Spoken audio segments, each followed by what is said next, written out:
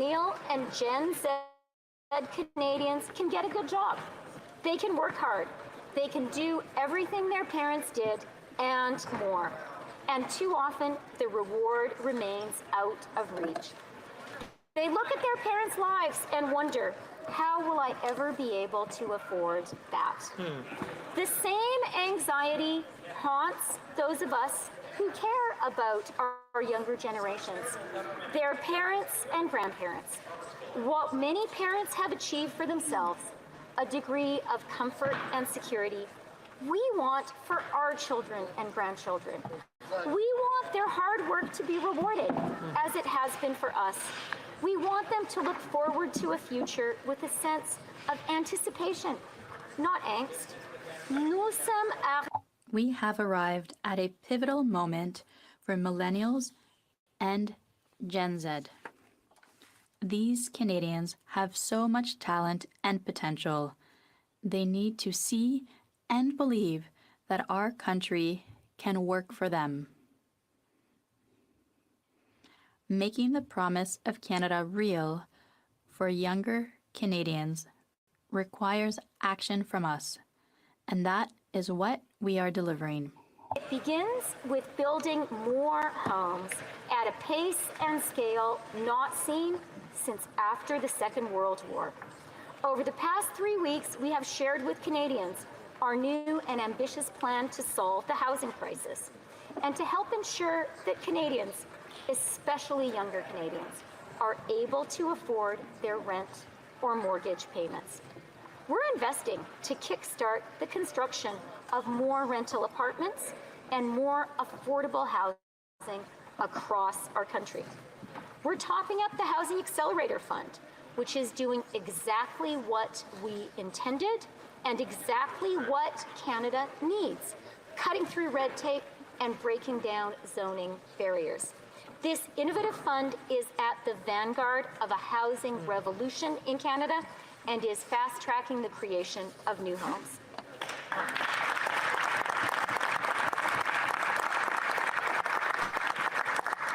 We're making the math work for builders by cutting federal taxes on new apartment construction, breaking down regulatory and zoning barriers, providing direct, low-cost financing, and making more government land available for building.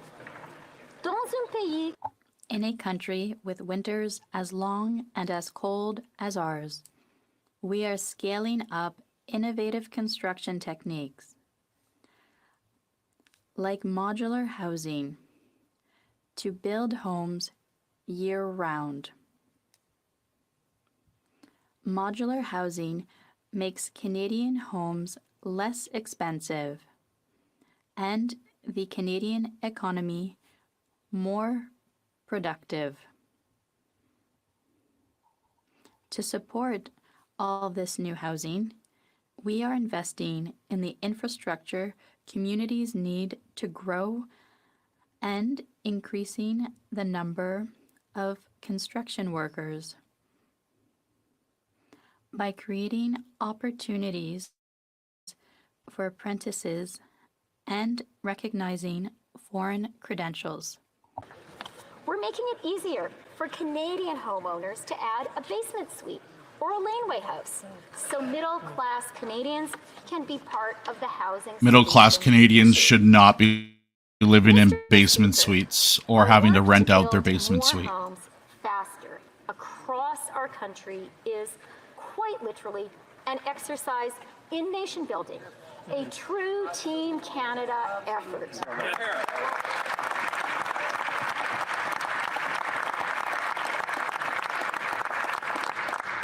Together, we are putting into action a plan to build nearly 4 million homes by 2031. Never happen. And to unlock the door to Impossible. For more young Canadians.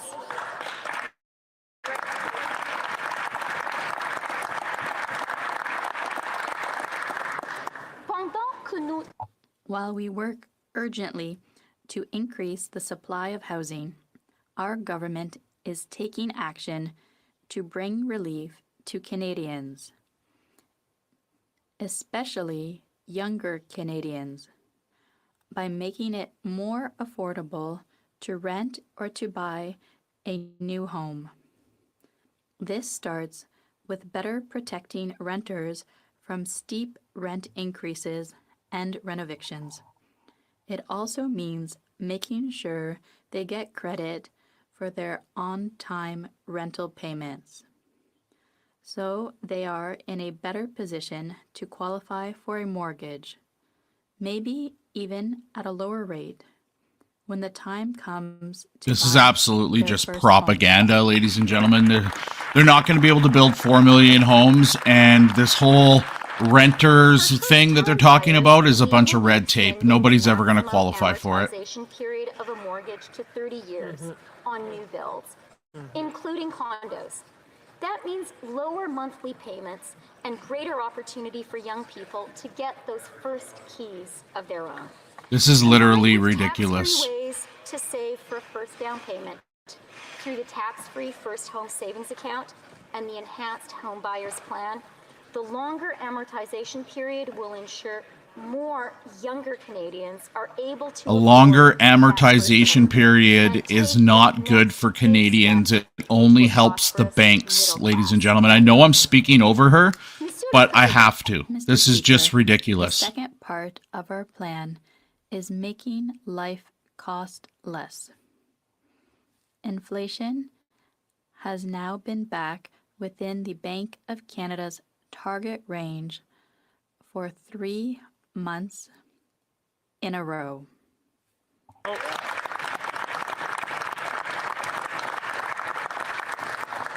C'est une That is good news for Canadians. But more is needed to help reduce the cost of living, to help younger Canadians gain ground. As a government, we've made transformative enhancements to Canada's social safety net. There's no such thing as a safety net in Canada anymore. This is literally the lady who said Canadians shouldn't rely on their homes to be investments. and making it financially possible for more Canadians to choose to start a family of their own.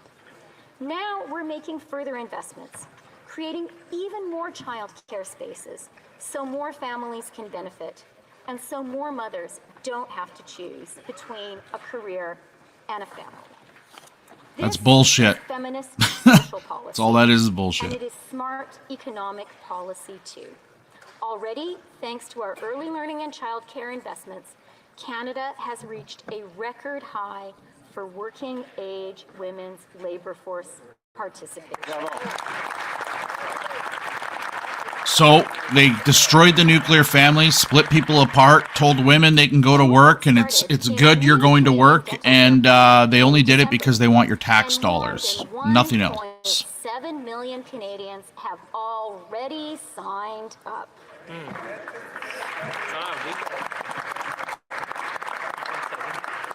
Next year, 9 million uninsured Canadians will have dental coverage. Et nous avons And we've introduced legislation to deliver the first phase of National Pharmacare,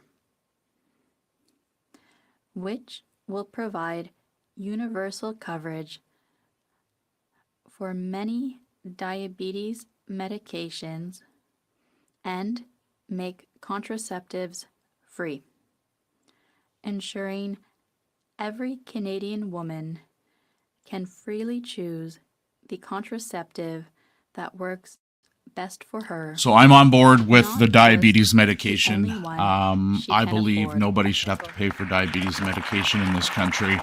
Contraceptives, however, well, you know, we can. I'll be on board with that. I'll take free that. contraceptives are central to a woman's right to control her own body. That is a fundamental woman's right. It is a fundamental human right. And that's the thing, though. You gotta be careful when they're funding pharmacare. So if they're funding diabetes medication, it's gonna bump up the price of that diabetes medication because now the government's paying for it. So it gives more money to pharmacare. So you gotta think outside of the box with this a little bit, folks. This is an essential right our government will always protect.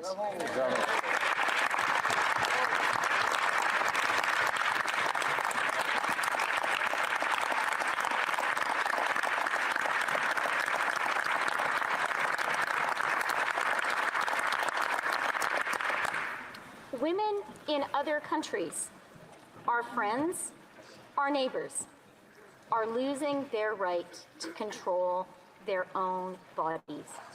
We will not let that happen here in Canada. You're going to hear increased taxes coming up here for upper class Canadians, and they're going to raise the taxes on the middle classes as well. The Canada Child Benefit is the foundation of our support to young Canadian families and has helped lift more than 650,000 children out of poverty since 2016. The Canada Workers Benefit provides a meaningful boost to our lowest paid and often most essential workers. Our new Canada Disability Benefit will increase the financial well-being of low-income Canadians with disabilities. So now you're going to see the diagnosis of disabilities go up. And we will launch a national school food program, working with provinces and territories. School lunch program was never needed. There was plenty of people doing things already for that, but Justin Trudeau and his Liberal government created the problem. Now they're providing the solution, and they're expecting a thank you from us. Food programs and help 400,000 more children. Yes.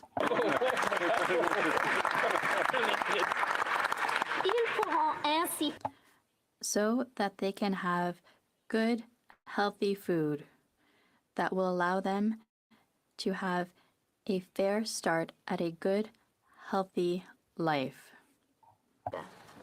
The list of supportive, cost-saving measures goes on, Mr. Speaker. The GST credit arrives every 3 months to put some extra money in the pockets of millions of Canadians. The Canada Carbon Rebate ensures that we fight climate change in the most cost-effective way, delivering hundreds of dollars to Canadians every 3 months, including yesterday. Anybody else see how this is so socialized? All of the stuff they've destroyed, they're now throwing money back at to win votes. This is literal socialism, and you need to have full socialism in order to have communism, and that's literally what this government is. Proceeds to small and medium-sized businesses.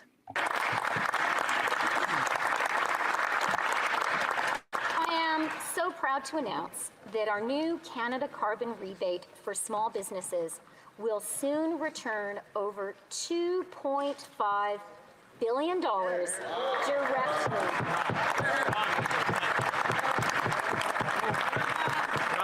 You know how fake Justin Trudeau is? He knows it's a lie. Like, he's just a bad actor. That's right. Over $2.5 billion directly to about 600,000 small and medium-sized businesses. This real, meaningful support is a testament to our commitment to Canada's small businesses. Mr. Speaker, at a time when prices are high, we're delivering real investments that help make life cost less for Canadians. The third part of our plan is growing the economy in a way that's shared by everyone. To drive the kind of growth Canada needs today, we are redoubling our efforts to attract investment, increase productivity, and boost innovation. We're working to empower our best entrepreneurs to put their ideas to work here in Canada and create good-paying and meaningful jobs. How do we do that? Well, to quote one of our country's great philosophers, we need to skate to where the puck is going. Cela veut dire. That means doubling down on artificial intelligence. We were the first country to have a national artificial intelligence strategy.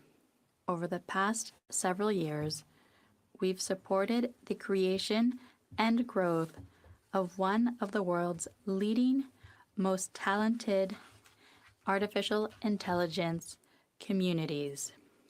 And today, Mr. Speaker, we are taking the next step to secure Canada's AI advantage. Bravo. Bravo. Oh, here comes digital ID, folks. We are equipping our AI innovators with the compute power they need to attract and nurture the best researchers, scale up businesses, and drive the innovation that will deliver transformative economic opportunities for Canada and Canadians. Homegrown Canadian AI companies are already helping to boost the productivity of Canadian workers.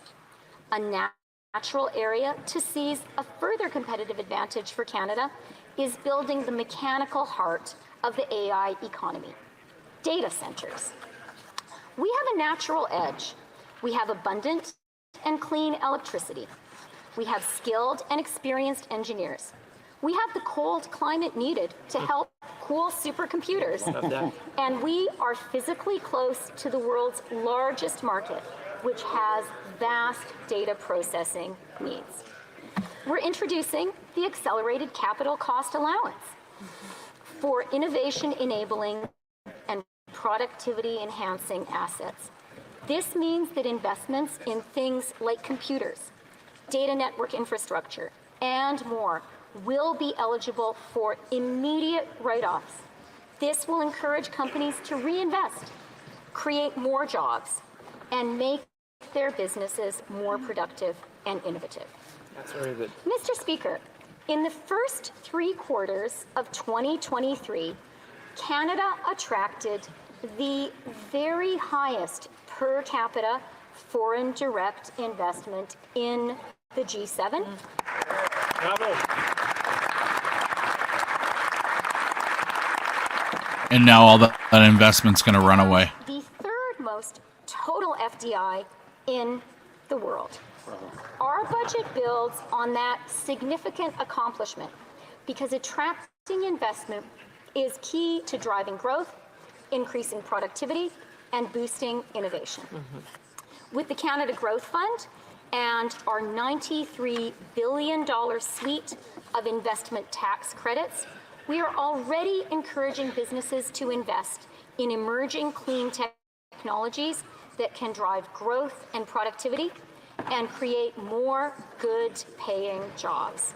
Today, we're proposing a new investment tax credit to attract companies investing across the electric vehicle supply chain. Canada boasts an abundance of natural resources. We intend to leverage this national advantage to build entire supply chains. And our new investment tax credit. So now the government is in the electric vehicle business, and companies like Ford and GM have come out and said that they're stopping their electric vehicle production because it isn't realistic. So now the federal government just thinks that, they're in the EV industry now. And we are building on our track record of making it more affordable to go to college and university by renewing the increase in upfront Canada student grants and interest-free loans, increasing the amount of financial aid students get for housing, and making it easier for mature students to go back to school affordably. And all of this is on top of our campaign promise to eliminate interest on Canada's student loans, which we delivered on a year ago.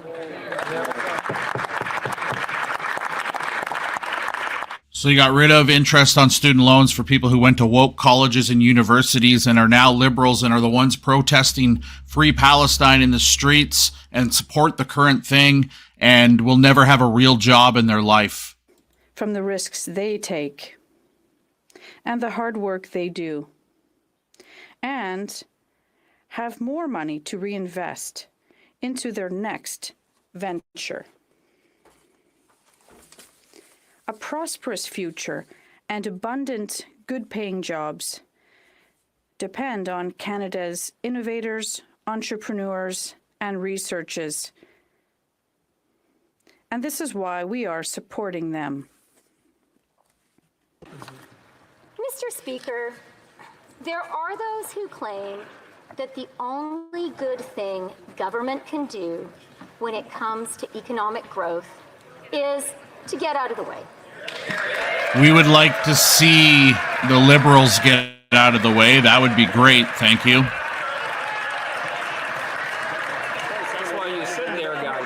That's why you sit there. Well, Mr. Speaker, I would like to introduce those people who just cheered to the talented tradespeople and the brilliant engineers who last Thursday made the final weld. It's known as the Golden Weld on a great national project, the Trans Mountain Pipeline. Yep. She's going to use the Trans Mountain Pipeline as a flex. It went $5 billion over budget. They were going to build it anyway. We didn't have to purchase it. And wow. She used that as a flex. Of course she would. Mr. Speaker, it took an activist, determined Liberal government to get it built. Folks, I want you, when we're done this live stream, I want you to call Krista's office. I want you to write letters to Krista. It's not going to do anything, but I want you to tell her how much of a fucking loser she is to use the Trans Mountain Pipeline and tradespeople in her speech today because she did nothing for them. She is making us broke, and she's using the Trans Mountain Pipeline as it's some sort of flex that they got it done. Yeah, way over budget and a waste of our money. For the benefit of our younger generations and those who love them, we continue to stick to a responsible fiscal plan. As part of that plan, in the fall, we set 3 very specific fiscal guideposts: maintaining the 2023-24 deficit at or below $40.1 billion. We're 1.2, almost $1.3 trillion in debt, folks. Relative to the 2023 fall economic statement, and keeping it on a declining track thereafter, and maintaining a declining deficit to GDP ratio in 2024-25, and keeping deficits below 1% of GDP in 2026-27 and future years. Yeah, you're not going to be in government there, Krista Freeland. You should be in jail by that time. Of these objectives is being met.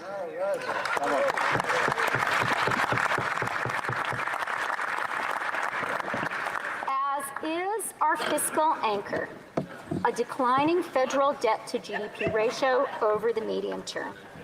In fact, Canada has the lowest deficit and net debt to GDP ratios in the G7, as recognized in our AAA credit rating. Who gives out that AAA credit rating? Look it up. And private sector forecasters are now predicting a soft landing for the Canadian economy, thus avoiding the recession and heartbreaking surge in unemployment that many had thought was inevitable. Canadians know how important it is to responsibly manage a budget in the face of rising costs. And they rightly expect their government to do the same. That's why, going forward, federal public service organizations will be required to cover a portion of increased operating costs through their existing resources. Most of these savings will be achieved through natural attrition in the federal public service. As a result, over the next 4 years, we expect the ranks of the public service to decline by approximately 5,000 full-time equivalent positions. That's bullshit. That's absolutely bullshit. You know, when the job numbers go up, ladies and gentlemen, it's all artificial because they hire more public sector jobs in order to make it look like our economy is doing better. It's all bullshit. Our tax system is fairer too. In Canada and around the world, the 21st century winner-takes-all economy is making those at the very top richer, while too many middle-class Canadians are struggling just to avoid falling behind. The job of our tax system is to lean against this structural inequality, to fund investments in the middle class. You made it unequal. Especially in young Canadians, by asking those who are benefiting from the winner-takes-all economy to pay a little bit more. Today, I bet you none of them are going to pay more. Doesn't do that.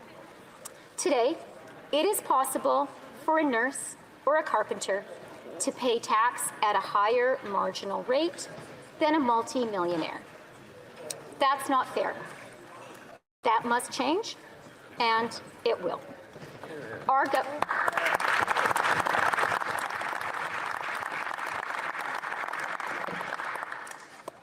government is raising the inclusion rate to 2/3 on annual capital gains above $250,000 for individuals.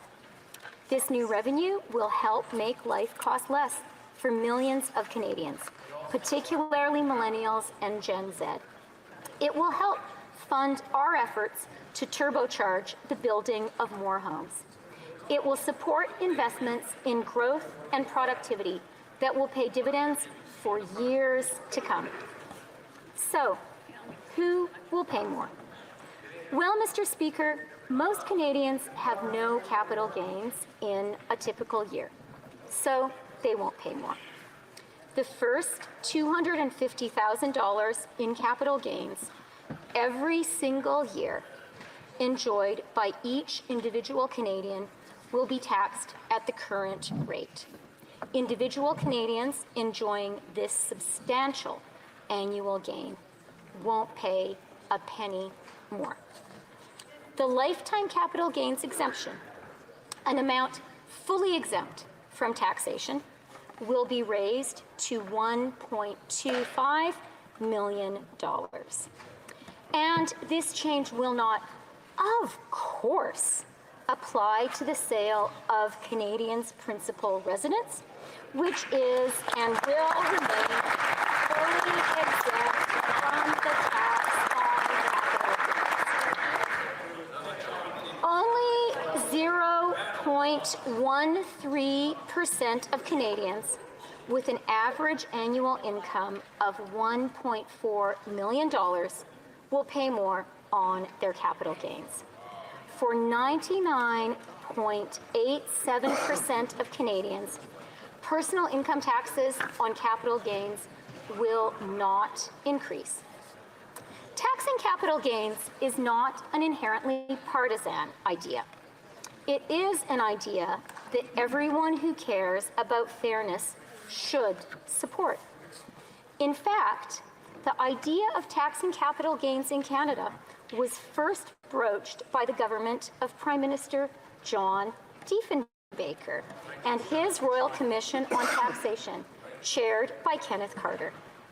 And Prime Minister Brian Mulroney raised the capital gains inclusion rate to 75%, higher than the rate we're establishing today.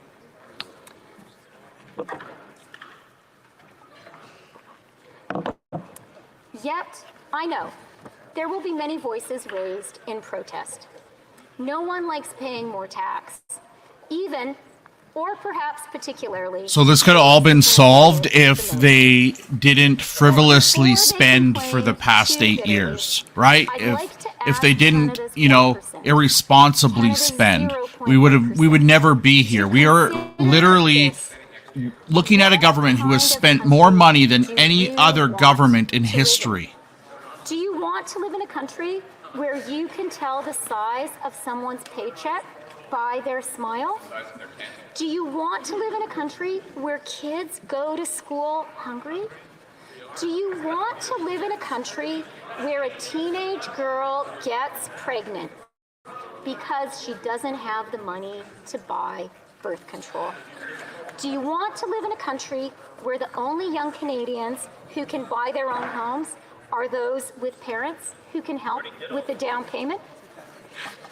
Do you want to live in a country where we make the investments we need in healthcare, in housing, in old age pensions, but we lack the political will to pay for them and choose instead to pass a ballooning debt on to our children? You've already done that. You've already passed the ballooning debt onto our grandchildren, even our great-grandchildren. Lives of luxury, but must do so in gated communities behind ever higher fences, using private health care and private planes, because the public sphere is so degraded and the wrath of the vast majority of their less privileged compatriots burns so. Remember, Justin Trudeau put his money into a trust fund to avoid taxation, ladies and gentlemen. Stephen Guilbeault, who you can see in the picture there, didn't pay his taxes.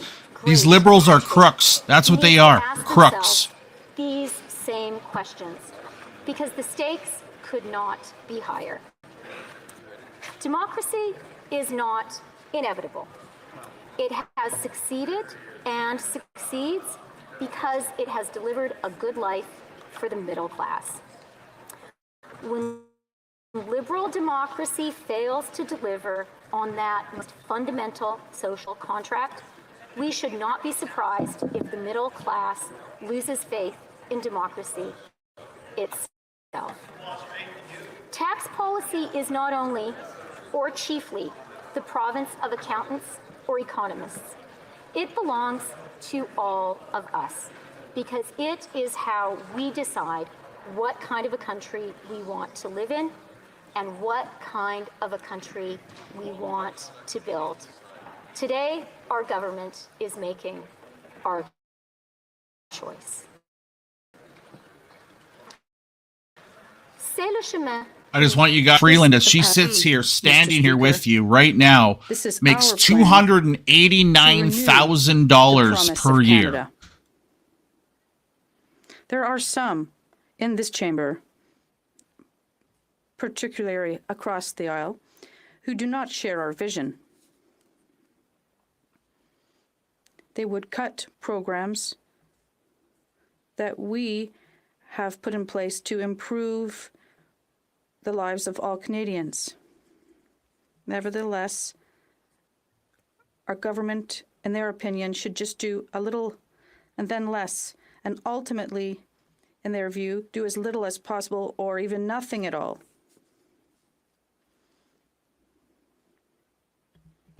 They ripped up early learning and childcare. And as housing minister, the current leader of the opposition only got a handful of homes constructed. It was our prime minister, not a conservative, who actually got a pipeline built. There she goes again, folks. She's using the pipeline. She's using the pipeline again to get that blue-collar vote, but she's lost.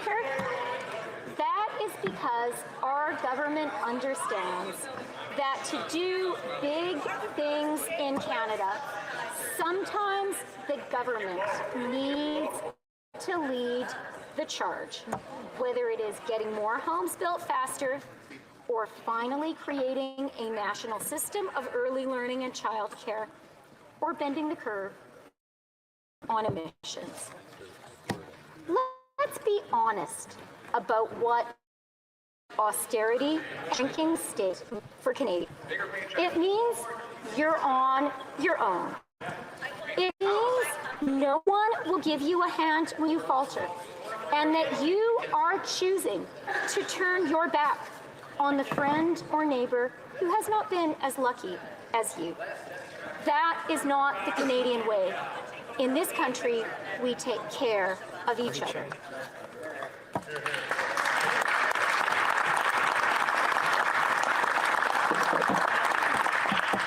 Mr. Speaker, to make a positive difference in people's lives, to get big things built, to get big things done, you need more than a slogan, more your tree.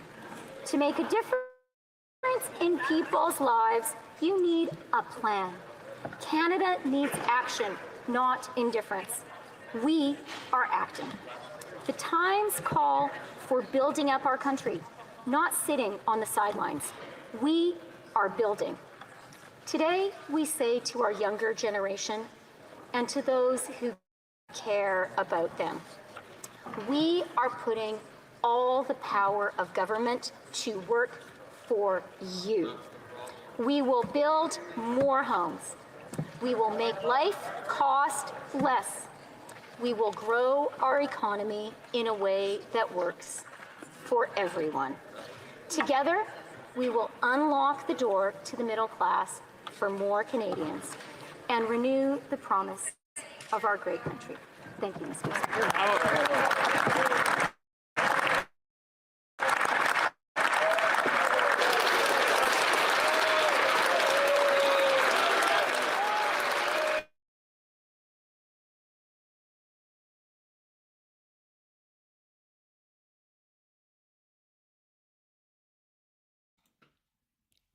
That was Krista Freeland, who give a budget to you, basically spending your money, ladies and gents.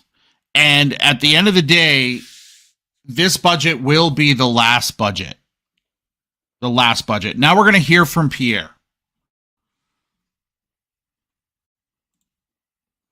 Budget, since the Prime Minister promised that the books would balance themselves, and everything he's spending on has.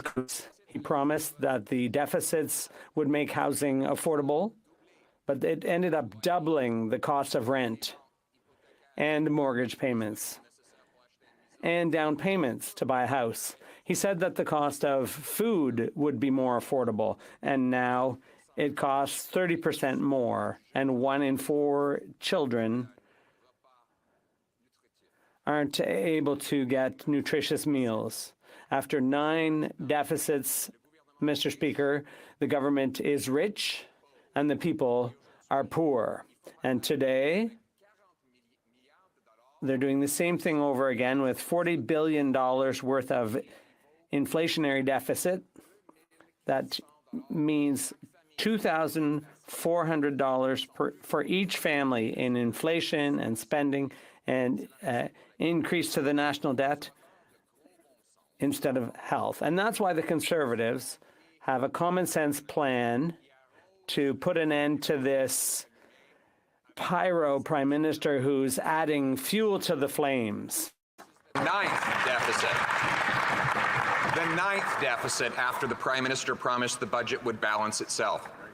Yep, remember sunny ways, folks. Sunny ways. Has become more expensive. He's doubled the rent, doubled mortgage payments, doubled the needed down payment for a home, forced 35 homeless encampments in Halifax alone. 1 in 4 kids cannot afford food. And now he's adding $40 billion of new debt and new spending. That's $2,400 of new inflation.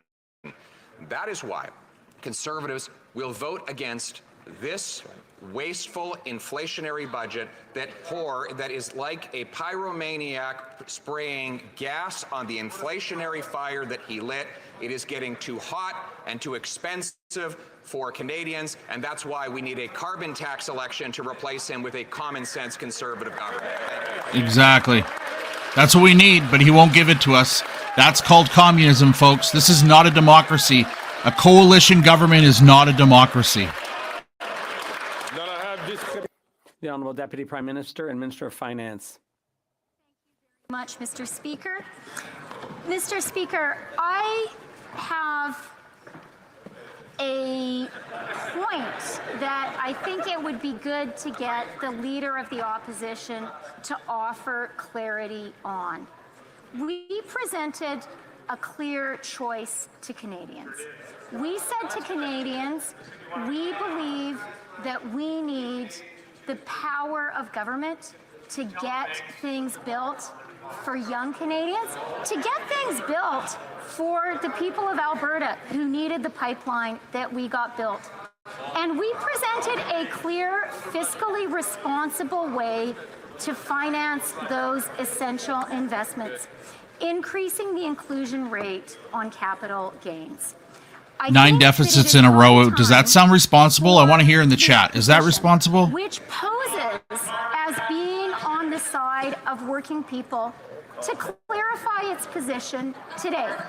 Will the opposition join us in asking those at the very top to pay a little bit more to support Canadians? Or are they going to show their true colors and stand with the 0.1%? That's what Canadians want to know today, Mr. Speaker. The Honourable Member for Mirabel.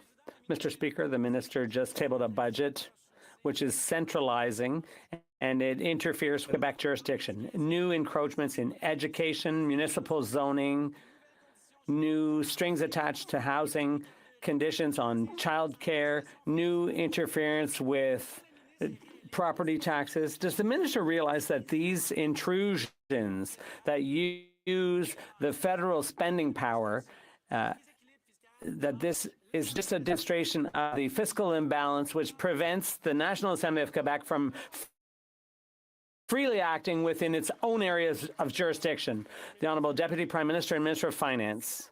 Mr. Speaker, I'm so happy that my colleague has raised the issue of childcare, because I think that one issue clearly demonstrates the close cooperation between the federal government and Quebec.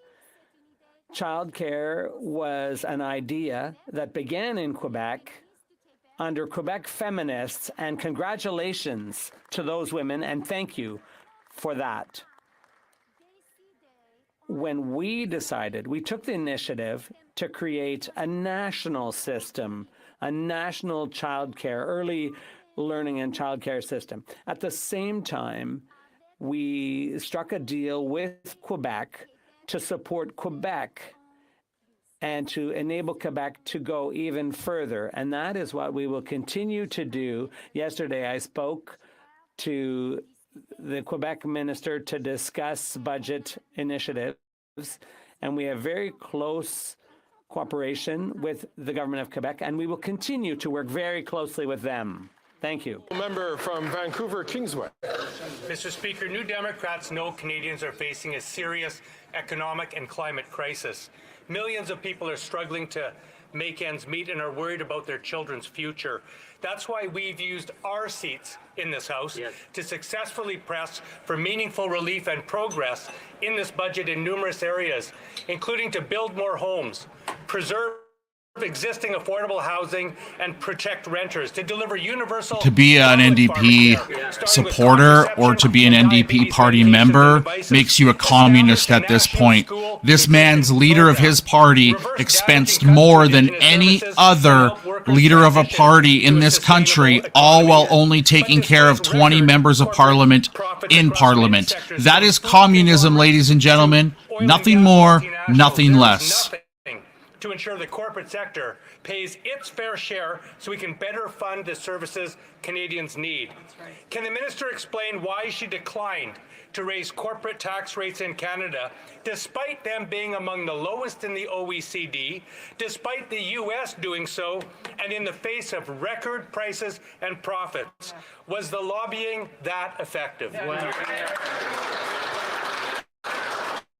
The Honourable Deputy Prime Minister and Minister of Finance. Mr. Speaker, I want to start by congratulating the member for Vancouver Kingsway on his new role as finance critic. And I'm going to share with this House that he and I both grew up in Edmonton and first met when I was a teenager because he was working on my mother's election campaign. Life is funny that way. I therefore agree with the member from Vancouver Kingsway on so many things and have for so many years. But I have to say on this specific issue, we're going to have to agree to differ. We believe in a fiscally responsible policy, and we believe that when we make investments, we need to finance them. We also believe in fairness. Got to finance them off of the backs of hardworking Canadians. There's people that literally are going to be eating Kraft dinner tonight and not having meat in their diet because of this government's frivolous spending. It is ridiculous and it has to end. To ensure that Canada continues to be internationally And I'm not competitive, prejudiced Kraft dinner. to I ensure fucking that love Canada Kraft dinner, okay? continues to be an attractive investment destination for foreign investors and for Canadian investors. It was with that in mind that we were very thoughtful about the revenue-raising methods that we chose. Yeah. We have time for a very brief question from the member from Calgary, Forest Lawn. Conservatives told this Liberal NDP Prime Minister to stop his spending, his deficits, inflation, and his tax hikes. But this Prime Minister blew right through that stop sign, dumping $40 billion of fuel on the inflationary fire that he started. This photo-op budget is going to do nothing for average Canadians who can't afford a home and groceries today. Will the Finance Minister tell us how much each Canadian household is on the hook for the $54 billion of just interest charges? They asked her over and over again. She can't say anything. She doesn't have an answer to this. This shows you, ladies and gentlemen, right here. Equally brief answer from the Minister of Finance and Deputy Prime Minister. Let me just share then with the member opposite the good news that we got today, which is that inflation for March was 2.9%. For 3 months in a row, inflation in Canada has been within the Bank of Canada's target range. Is that the question? Did he? Am I missing something here? Did he ask that question? Did he ask what the what the percentage of inflation was? Am I missing something? Resuming the Honourable Leader of the Opposition.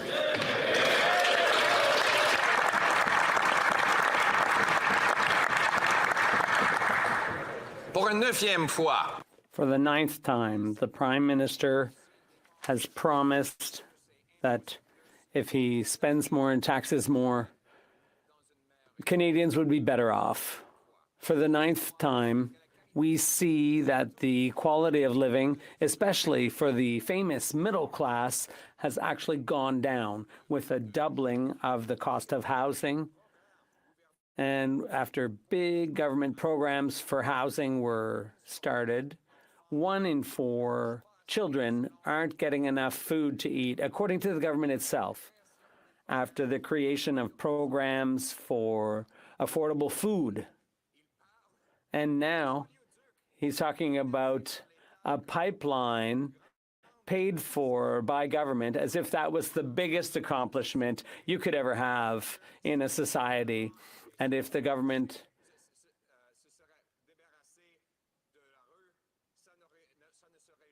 were not to have intervened, this never would have happened. This project is 500% over cost. Yep.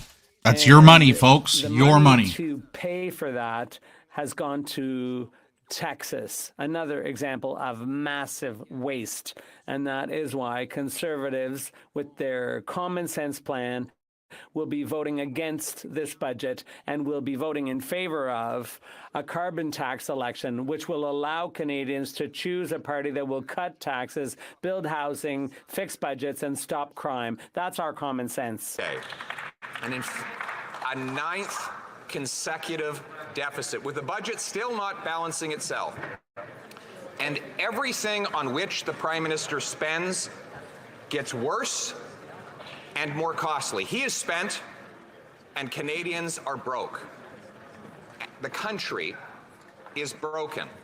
We have a doubling of housing costs. We have 8,000 people joining a Facebook group to study how they can get a meal out of a garbage can after food prices have gone up faster than at any time in a generation because of the carbon tax he's imposing on our food, a carbon tax that with the help of the NDP, he plans to quadruple to 61 cents a liter. And today, did he learn anything from these catastrophic failures? No. He doubles down on the same failure with $40 billion of new deficits, $40 billion of new spending. That's to say $2,400 for every family in new debt and new inflationary spending. And now, for the first time in a generation, we're spending more on debt interest than on bank and bondholders rather than and nurses. Right. And the great example of how wonderful government can be, given after a tremendous theatrical pause, was the government's purchase of the Trans Mountain Pipeline. What would have happened if the government had just gotten out of the way? Asked the finance minister. The answer is the thing would have got built with private money rather than $30 billion of taxpayer bailouts. That's right. In fact, a project the Prime Minister said would cost $5 billion is up to $30 billion. Wow. Mr. Speaker, that is 500% over budget. It is $2,000 in costs for every single Canadian family for a project the private sector was going to be building on its own, and the company that was going to build it bought out, taking the money to Texas, where they're building Texan pipelines with Canadian dollars. All of our X's are in Texas, Mr. Speaker. And then, to close it off, we got some of the most hair-raising ideological fervor from the minister, who says that what Canadians really need is a stronger government. Well, they have created a stronger government in order to make for weaker and more suffering people. This is not a government that gives people everything they want. It's a government that takes everything they have.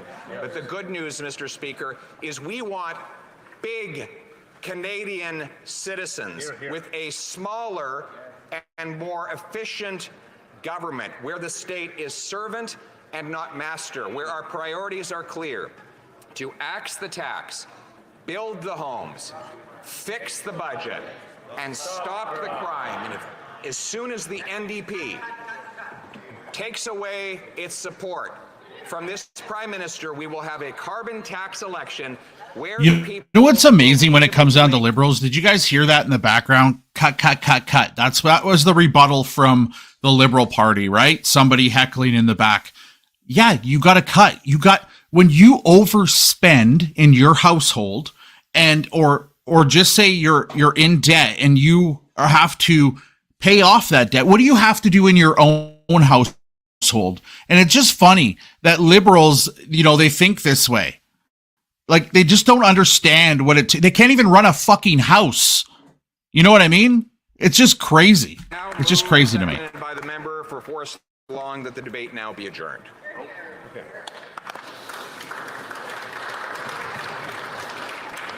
Mr. Polyev, seconded by Mr. Halland, moves that the debate now be adjourned. Mr. Polyev at Mr. Poilievre, seconded by Mr. Halland, moves that the debate... So you see the House there, right? The Liberals didn't even stick around. Is adjourned until tomorrow at 2 p.m. pursuant to Standing Order 24-1. Pursuant to Standing Order 83-2, the motion is deemed adopted and the House stands adjourned until tomorrow at 2 p.m. pursuant to Standing Order 24-1.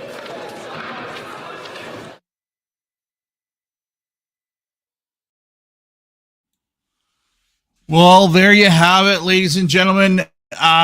This is not going to do anything for the Liberals at all. What I want to do is I want to share this with you. from our friends over at 338canada.com. I want to show you what it looks like. The popular vote projection right now. These numbers aren't going to change, ladies and gentlemen.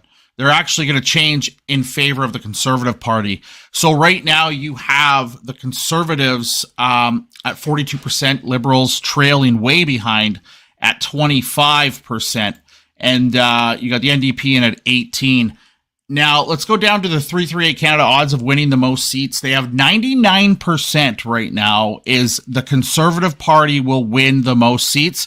And chances of an outcome, a 99% chance that the Conservative Party of Canada will have a majority government. Now, seat projections of potential coalitions, we don't even have to worry about that, right?